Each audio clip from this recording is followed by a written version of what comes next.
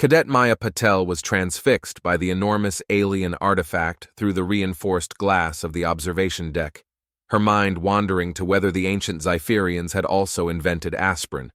She could certainly use some after enduring the 15th expert's long-winded explanation about why they still hadn't figured out how to make the blasted thing work. As you can clearly see, droned Dr. Grant, his holographic pointer gliding over the weapon's crystalline surface, the quantum harmonic resonances clearly indicate, "You're completely clueless," muttered Cadet Ethan Rodriguez, his voice barely audible from beside her. Maya stifled a laugh as Owen Nakamura, their resident power systems prodigy, rolled his eyes so dramatically that it seemed they might escape Earth's atmosphere entirely. The weapon, officially designated ARW-237, but affectionately called Bob by the maintenance crew, had been uncovered 3 months ago beneath the Martian ice caps. It was an extraordinary scientific discovery, a relic of an ancient civilization that had apparently designed a planet-sized weapon and then, for reasons unknown, forgotten to leave behind any kind of manual. "I can't believe they evacuated half of Olympus Mon's base for this," Nina Novak murmured, her fingers swiftly tapping across her datapad as she documented yet another failed attempt to activate the device. "The xenogeologists were practically dancing in the halls when they found it." "Dancing?" Owen scoffed. "Now they're just crying into their coffee and updating their resumes." Maya watched as another group of engineers approached the weapon, dragging what looked like a portable fusion reactor. The device was awe-inspiring in a chilling way, 30 meters of smooth, iridescent metal, which somehow managed to look both graceful and menacing at the same time. According to the scans, it contained enough potential energy to reshape entire continents, if someone could figure out how to activate it. 10 credits says they burn another power coupling, Ethan said, pulling out his favorite snack, freeze-dried pizza that somehow tasted exactly like cardboard, despite the fact that humanity had made huge strides in food technology. 20 says they don't even get that far, Zoe retorted, eyes scanning the engineer's movements with disdain. "Look at how they're connecting those leads. My little sister could do a better job, and she's only 8. A high-pitched whine filled the air as the fusion reactor powered up. Maya leaned forward, clipboard in hand, ready to record yet another spectacular failure for her senior thesis on modern applications of ancient Zypherian technology, or, as she liked to call it privately, how modern humans managed to screw up alien tech. Right on cue, the reactor sputtered, sparked, and died, its collapse as graceful as a deflating balloon. The weapon remained stubbornly inert, its crystalline surface mirroring the engineers' disappointed faces. "Ladies and gentlemen," Dr. Grant announced, clearing his throat, "it seems we'll need to recalibrate our approach. Perhaps if we adjust the quantum harmonic—" "If he says a quantum one more time, I'm going to quantum harmonically launch his coffee cup into orbit," Nina muttered under her breath, adding another note to her pad. Maya couldn't suppress a smile. Just another typical day at the Interstellar Defense Academy, where humanity's sharpest minds came together to wrestle with the universe's most baffling mysteries. Sometimes, literally, judging by the engineer now nursing a bruised forehead after tripping over his own diagnostic equipment. But they had no idea that things were about to get a lot more intense. The crisis began as they often did during lunch. Maya was midway through explaining why pineapple absolutely belonged on pizza to Ethan's theatrical horror, when the emergency broadcast symbol suddenly appeared on every screen in the cafeteria. The room went silent, save for the sound of Owen choking on his synthetic coffee. "This is not a drill." Admiral Hana Tanaka's holographic form materialized above every table, her expression grim enough to make a funeral look like a celebration. At 0600 hours today, deep space monitoring stations detected a large fleet of unknown origin entering the Kuiper Belt. Based on their trajectory and speed, they will reach Earth in approximately 72 hours. Nina's fork clattered onto her plate. "Well, all military personnel are now on high alert," the Admiral continued. "Civilian evacuation protocols are being initiated. Project Ancient Guardian is now our top priority. That is all." The cafeteria erupted into chaos. Maya exchanged glances with her team, her eyes meeting Ethan's as his usual grin faded into something far more serious. "Project Ancient Guardian," he repeated slowly. "That's this Bob." Owen's face turned ashen. They're gambling everything on a weapon we can't even turn on. The following 48 hours were a blur of frenzied activity that would have been comical if the stakes weren't so high. Maya observed from her observation post as a seemingly endless parade of Earth's brightest minds took their turn at activating the ancient weapon. Dr. Grant was replaced by Dr. Luis, who was swapped out for Dr. Raj, who was eventually succeeded by someone claiming to be a quantum consciousness whisperer. That attempt ended in security escorts and a mountain of paperwork. "Status report!" Commander Max Drake barked, striding into the control room with the energy of someone who hadn't slept in days, which Maya suspected was entirely accurate. "The good news is, we've successfully proven 15,000 ways not to activate an ancient alien weapon," Nina reported, her voice laced with sarcasm. "The bad news is, the alien fleet just passed Saturn's orbit." The commander's eye twitched. "Show me." The main screen flickered to life, revealing a tactical display, dozens of red dots moving inexorably toward Earth, like a swarm of digital hornets. The math was simple and terrifying. At their current speed, they would reach Earth in less than 24 hours. "Has anyone tried asking it nicely?" Ethan suggested, his voice dripping with sarcasm, earning a glare from the commander that could have melted steel.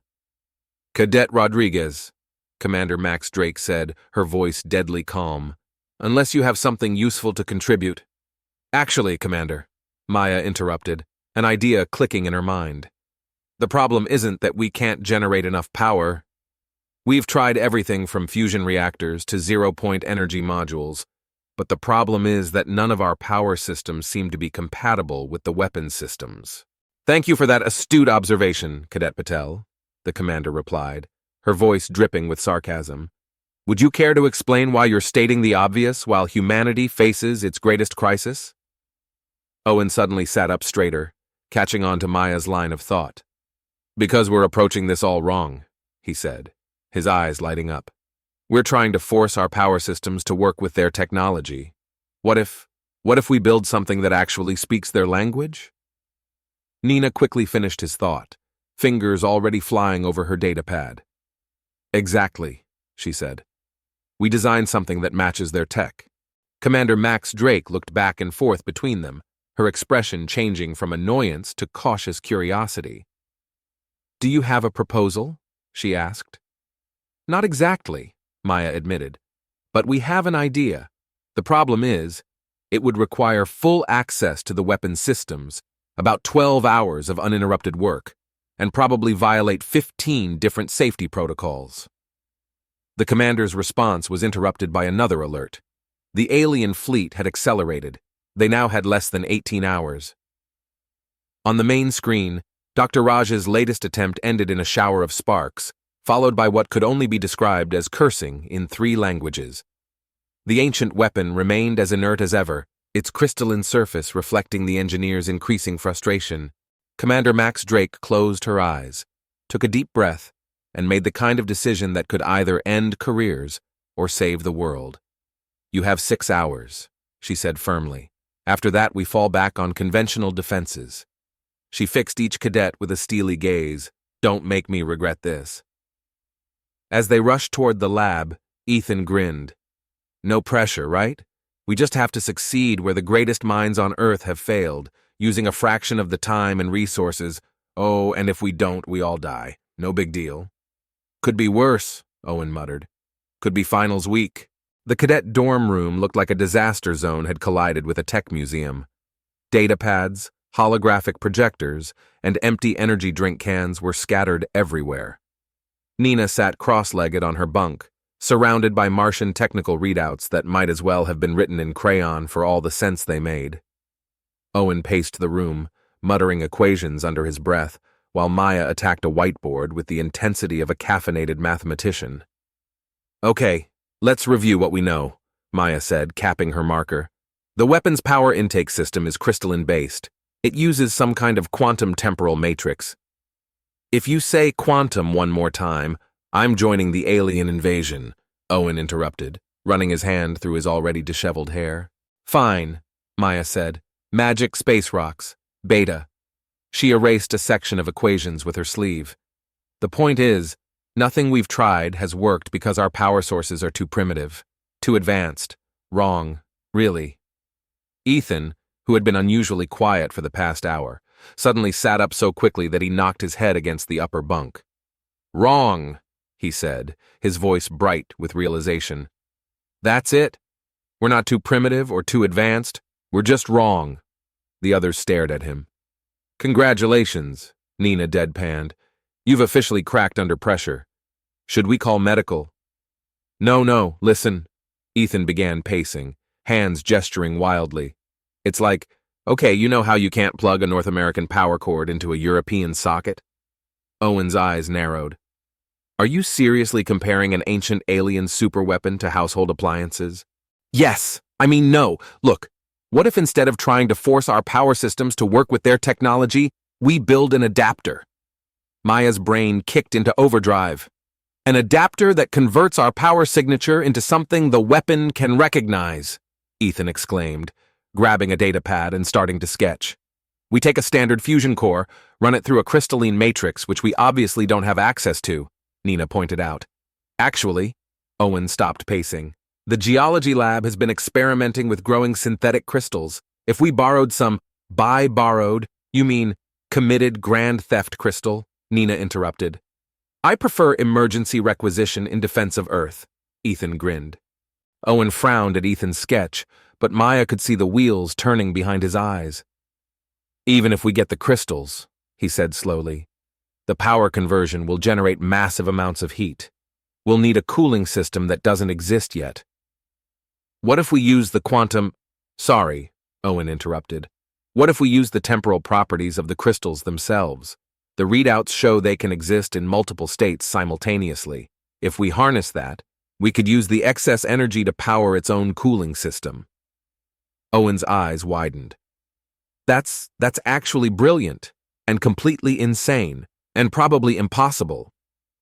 Ethan slapped him on the shoulder. That's the spirit. Nothing like a healthy dose of impossible to get the creative juices flowing. Nina had already pulled up the facility schematics on her datapad.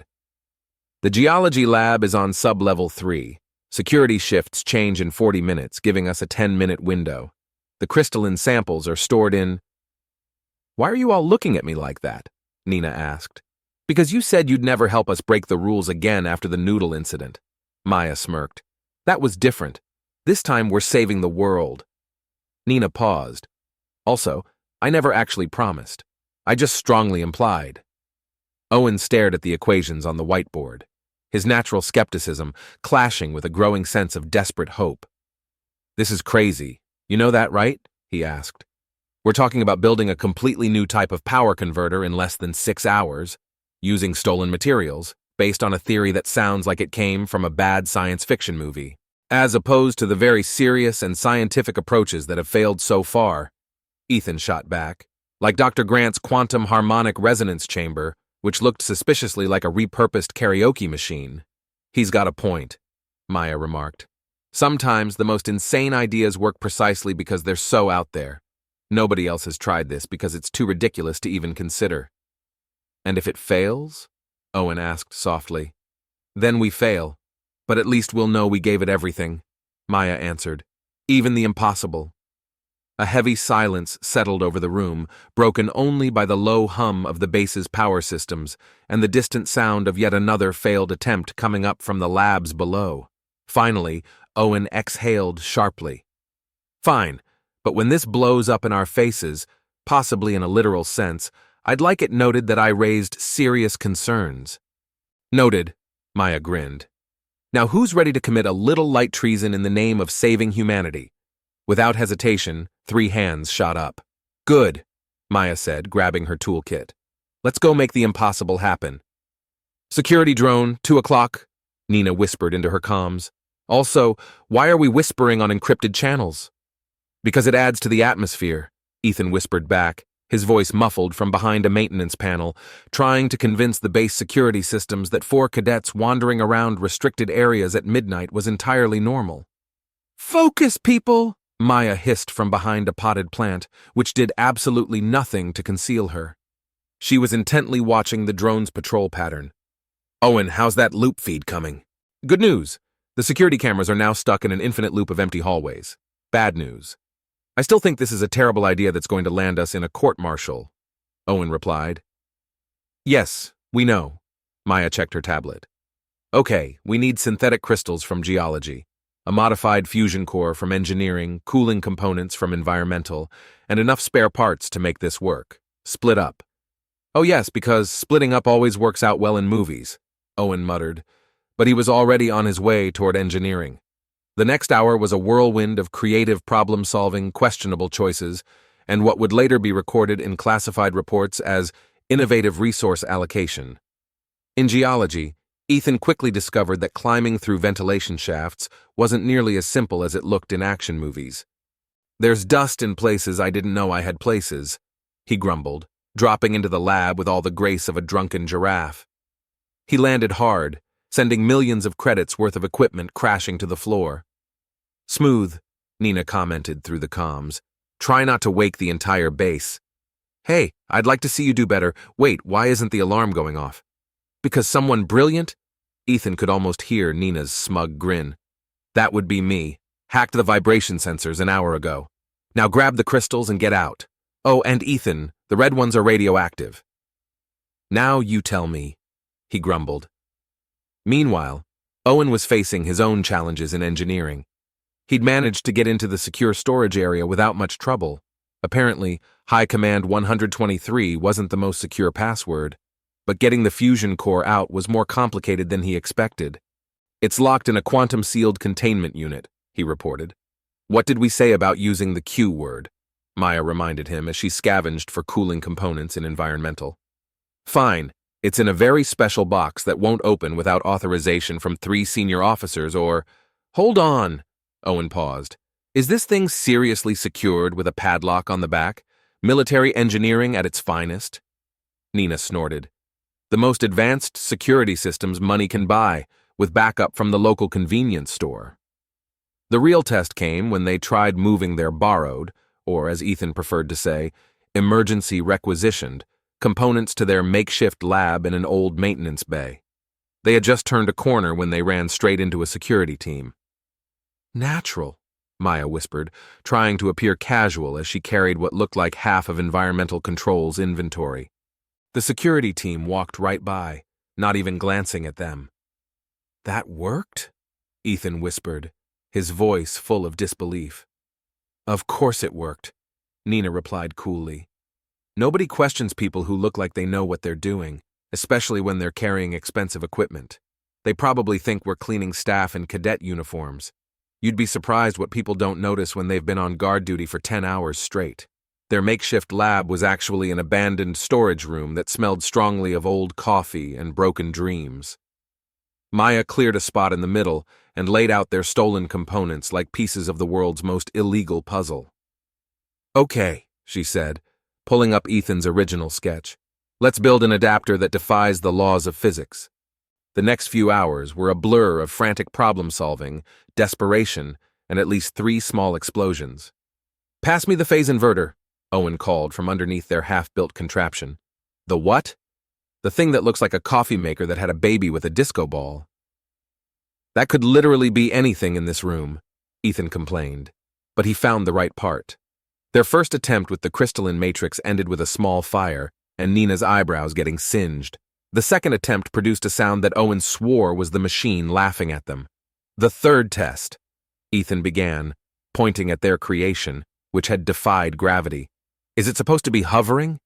No, Maya replied. Is it supposed to be that color? No. Should we duck? Probably. The resulting explosion was thankfully contained by Nina's force field generator, which she had borrowed from the physics lab just in case. Look on the bright side, Ethan said, wiping soot from his face. At least we know the power conversion is working, sort of. If by working, you mean trying to create a miniature sun, then yes, Owen grumbled, already tinkering with the cooling system. The fourth attempt was better, right up until the moment the crystals began to sing, not humming, not vibrating, actually singing in what sounded like a 4-part harmony. Okay, that's new, Nina said, recording the frequencies. Either we've invented the world's most advanced musical instrument, or… Or the crystals are resonating with each other in exactly the way we need, Maya exclaimed. Quick, what were the settings? Ethan looked at his smoke-stained tablet. Everything was set to maximum, and I may have accidentally crossed a few wires when that last explosion hit. Into the power coupling? Owen stared at Ethan, incredulity painted across his face. Are you telling me we solved this by literally breaking it? I prefer to call it percussive maintenance, Maya quipped, with a little flair. The next 2 hours were a chaotic blur of last-minute adjustments, with Maya and Owen arguing over power ratios, while Nina coded at a pace that could only be described as frantic. Ethan contributed the occasional suggestion, such as, maybe if we hit it again, but mostly stayed out of the way. At exactly 5:47 a.m., their hybrid power adapter roared to life. It glowed with a cool blue hue, the crystals flickering in perfect sync. And most importantly, nothing exploded. It's beautiful, Nina breathed, almost in awe. It's an abomination against the laws of physics, Owen muttered, but the smile tugging at his lips betrayed him. It's both, Maya decided, glancing over the readings one last time. And if these numbers are accurate, it should be compatible with the weapon's power intake system. Should be. Ethan raised an eyebrow. Hey, the ancient Zypherians didn't exactly leave us a user manual, but the energy signature matches the one we've recorded from the weapon's dormant state, and the conversion matrix is stable. She paused for a moment. Mostly stable. At that very instant, a small panel fell off their contraption, revealing a tangled mess of wires that looked nothing like anything an engineer would ever condone. I can fix that, Ethan volunteered, eager to jump in. Don't you dare touch it, the three of them chorused in unison. Maya glanced at the time. They had less than an hour before Commander Max Drake's deadline, and the alien fleet was now close enough for amateur astronomers to post blurry pictures on social media. Right, she said, straightening. Let's see if our impossible solution actually works. Owen, is the anti-gravity cart ready? As ready as anything else in this room of broken physics, Owen said. Nina? Security systems are looped. We've got a clear path to the main lab. Ethan? Maya turned to him. He was already grinning, heading for the door, ready to save the world or get court-martialed trying. Good, Maya said, stealing one last look at their creation, a chaotic blend of ancient and modern technology, held together by equal parts genius, desperation, and possibly a touch of duct tape. Let's go wake up Bob. When they reached the main lab, it was unnervingly quiet. Their jury-rigged power adapter hummed softly on its anti-gravity cart, while the weapon, Bob, loomed ominously in front of them, its crystalline surface reflecting their anxious faces. Anyone else feel like we should have some dramatic music playing? Ethan whispered, his tone light but filled with nervous energy. Shut up and help me connect these leads, Owen said, already working to interface their adapter with the weapon's power intake system. And please, for the love of physics, don't touch anything else. That was one time you turned the coffee maker into a plasma torch, Ethan pointed out, trying to lighten the mood. The coffee improved dramatically, Owen deadpanned. Maya quickly connected her tablet to the monitoring systems while Nina worked at a furious pace, adapting their code on the fly. Okay, Maya announced. First test in 3, 2, 1. She activated the power flow, and nothing. Well, that was anticlimactic, Ethan remarked, a mix of disbelief and sarcasm in his voice. Suddenly, every light in the lab flickered to green, then purple, and cycled through colors like a deranged disco. Their adapter emitted a strange noise that could only be described as a cat attempting to yodel. Shut it down, Owen shouted over the increasingly intense whine of the overloaded systems. Without hesitation, Maya cut the power, and the lights returned to their normal state. The adapter sat, smoking innocently, as if it hadn't just tried to transform the lab into a rave. Diagnostic report? Maya asked, trying to keep calm. Nina's fingers flew across her keyboard. Power flow is unstable. The conversion matrix is working, but there's some kind of feedback loop in the... She paused, blinking in disbelief. Oh, you've got to be kidding me. What? Maya asked, her patience fraying. We're idiots, Nina muttered. The greatest minds on Earth couldn't activate this weapon because they assumed it was more complicated than it actually is. The power system isn't rejecting our energy. It's just getting too much of it. Owen blinked. Are you saying we need to turn it down? Not exactly. Nina made a series of adjustments to the code. We need to pulse it, like knocking on a door instead of trying to break it down. Ethan stared at her, incredulous. All this time we just needed to be polite?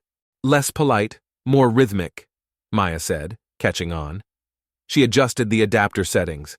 Okay, second attempt. Everyone ready? Ready to run, Ethan replied. If this goes wrong, Maya started, but Owen cut her off. Always this time, he said dryly. When they activated the power flow again, the weapon hummed, not the angry whine of their previous failed attempt, but a deep, resonant tone that they felt in their bones. The crystalline surface began to glow with a soft, rhythmic light, perfectly synced with the pulse of their power delivery. It's working, Nina exclaimed. Don't celebrate yet, Owen warned, eyes focused on the readings. Power levels are still fluctuating. We need to... That's when Bob decided it was time to float. The 30-meter weapon rose gracefully from its mount, surrounded by an energy field that made the air smell like ozone and fresh oranges. The entire lab's power grid surged, plunging them into darkness until the emergency systems kicked in. This is either very good or very bad, Ethan observed, trying to maintain a level of optimism. The weapon continued to rise, slowly, until it nearly brushed the ceiling. Then it stopped. Its surface was now covered in glowing symbols that hadn't been there before. Are those instructions? Maya squinted at the text flowing across the surface. Better, Nina breathed, her tablet recording the data at a frantic pace. It's a user interface. We didn't just turn it on, we woke it up. As if responding to her words, the weapon pulsed once, and a holographic display materialized around them, filling the lab with a three-dimensional star map of the solar system. A cluster of red dots marked the approaching alien fleet. A single blue dot pinpointed their location, and there, in ancient Zephyrian script that somehow everyone could read, was a message. Calibration complete. Weapons system online. Please specify target. The cadets looked at each other, then at their makeshift adapter, which had somehow succeeded where billions of dollars in research had failed. They glanced back at the weapon, unsure of what to do next. The ancient alien weapon, now defying several laws of physics while hovering near the ceiling, was nothing short of a spectacle. Ethan, staring up at it, spoke slowly. Good news. We've got Bob working. Bad news. Someone's going to have to explain to Commander Max Drake why the ancient alien superweapon is floating near the ceiling, asking for targeting coordinates, and why it's playing what sounds suspiciously like classical music. Owen added, his voice thick with sarcasm. Yes, because apparently the weapon comes with a subroutine for music appreciation. One crisis at a time, Maya replied, already heading toward the door. Let's save Earth first, then we can figure out why the ancients built a weapon with a penchant for music. Commander Alexandra Drake appeared precisely 2 seconds before they could come up with a reasonable explanation for why an ancient alien superweapon was floating, humming a surprisingly catchy Zephyrian jazz rendition. She took in the scene. 4 exhausted cadets, a makeshift power adapter held together by optimism and cable ties, and a 30-meter weapon putting on its own light show. She pinched the bridge of her nose. You've got exactly 30 seconds to explain why I shouldn't have you all court-martialed right now, she said, her voice dangerously calm. It worked, Ethan said with a wide grin, as if that was all the explanation needed.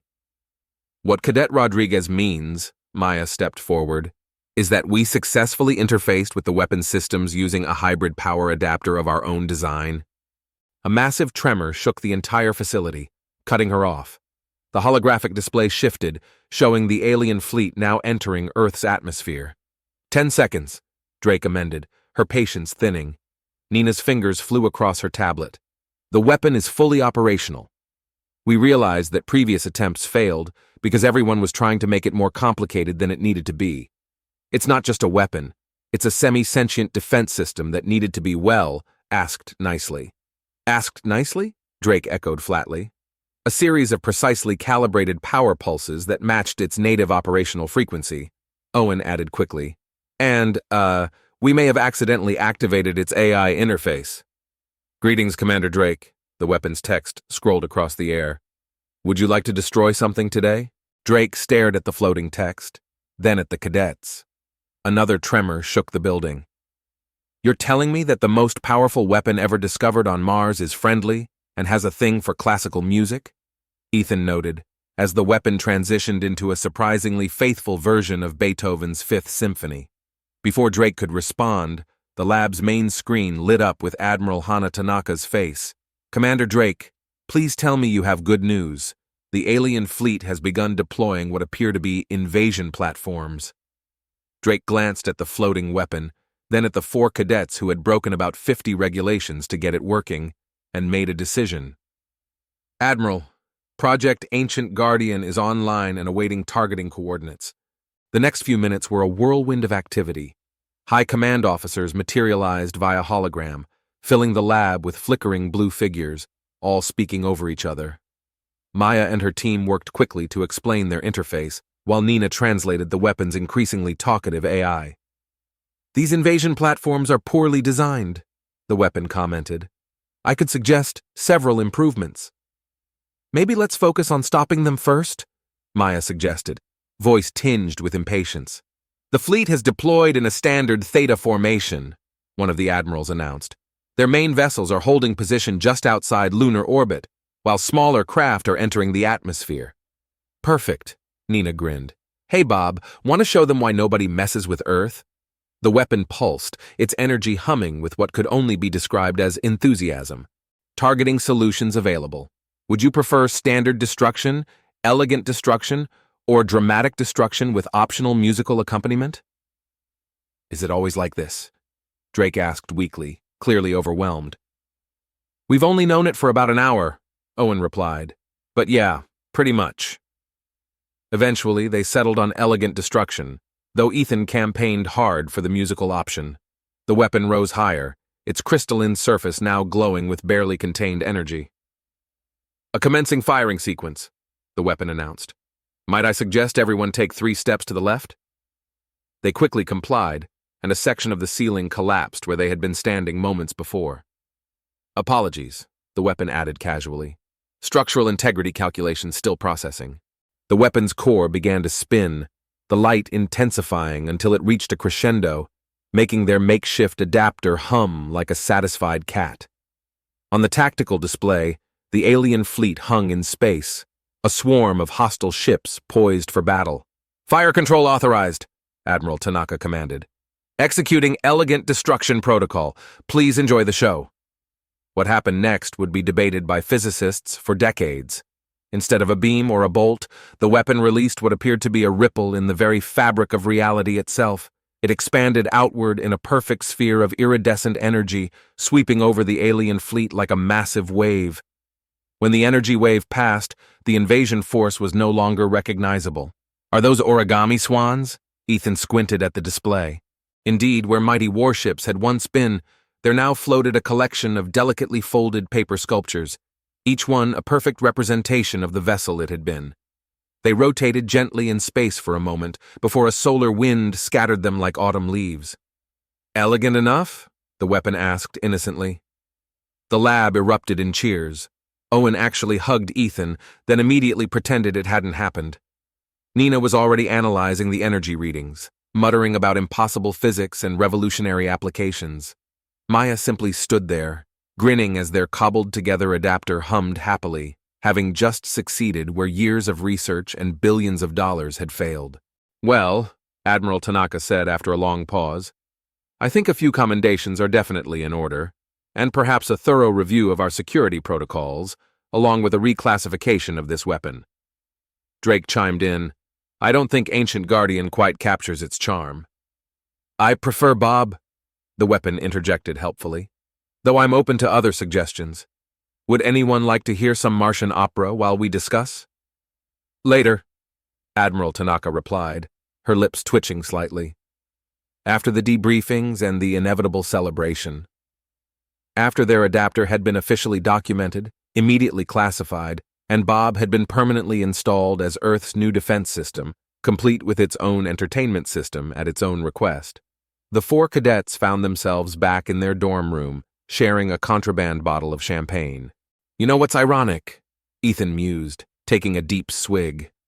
All those experts trying to brute force their way into the system, and all we had to do was think outside the box and, of course, commit a few creative acts of theft. Emergency requisition, Nina corrected with a smirk.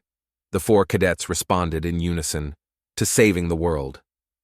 With impossible solutions, Owen added, and Bob, the universe's first weapon of mass destruction with a playlist. From the lab below, faintly, they could hear the sounds of the Martian symphony orchestra filling the air. Earth's new guardian kept watch over its adopted home, one musical number at a time.